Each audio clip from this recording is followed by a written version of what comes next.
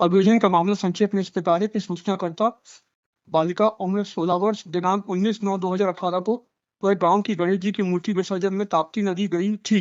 विसर्जन के बाद वह गांव के गोलू की साली के साथ वापस गांव में आई थी। गोलू की साली उसके घर के अंदर चली गई और वह अपने घर आने लगी। रात करीब 8 बजे गोलू कोरके के घर में से उसका साला कालिया निकला और एकदम से एक हाथ से उसका मुंह दबा दिया और वह गिर गई। तो दूसरे हाथ से हाथ पकड़कर खींचते हुए मक्का की बाड़ी में ले गया और जबरदस्ती उसके साथ बलात्कार किया। अभियुक्त कालिया उसे खींचते हुए ले गया और उसकी पीठ में भी घसड़ा लगा। जब कालिया उसे खींचते हुए ले जा रहा था तब गांव के राजेश ने देखा। बलात्कार करने के बाद कालिया ने उसे किसी को बताने पर जान से मारने की धमकी दिया। कालिया ने उसके साथ बलात्कार किया। उसके मामा की आवाज सुनकर कालिया भाग गया। घर जाकर उसने घटना के बारे में उसके मामा और मामी को बताई। उसके मामा ने गांव के कोटवार सरपंच और पटेल को घटना के बारे में बताया। रात होने से रिपोर्ट करने नहीं आई। आपका गुना ये है कि आपने देखा? जी सर। राजेश ने देखा? जी जी। और कोई ओवरडेक्ट नहीं है आपके खिलाफ?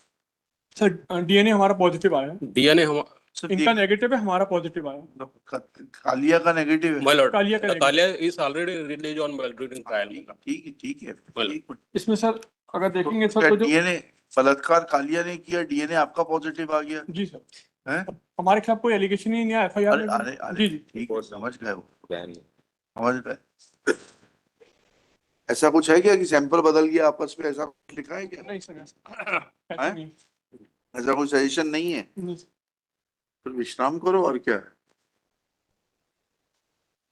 कालिया को दे देते हैं।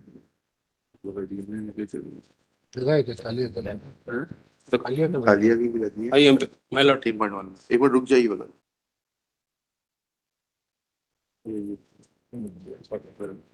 पढ़िएगा PW 11 पैरा 7 सर।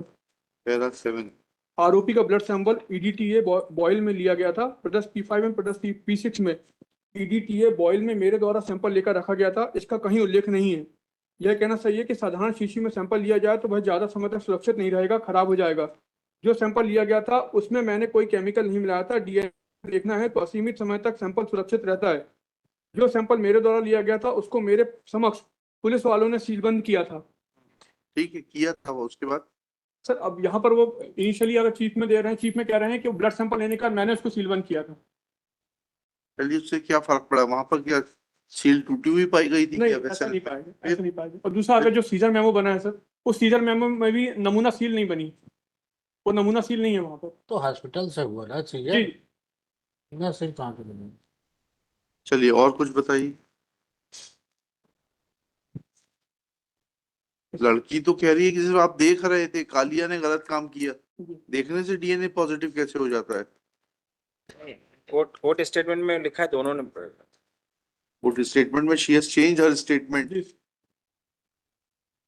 राजेश का आप क्या विड्रॉ करेंगे? मेरिट पे चाहिए। After arguing for some time and in view of the fact that the DNA report the present appellant Rajesh is positive, prays for withdrawal. Kalia ka DNA report is negative, though FIR names him as the sole accused, but DNA speaks that the onlooker Rajesh's blood sample matched with the vaginal slide Y chromosome profile obtained from the vaginal slide etc. of the victim. Kalia को 50,000 to sureties.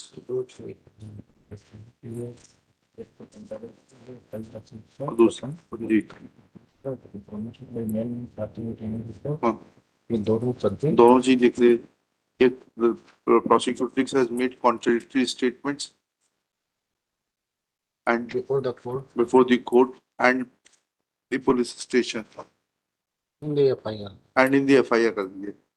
चलिए, और दूसरा जो है वो DNA report is negative को कालिया।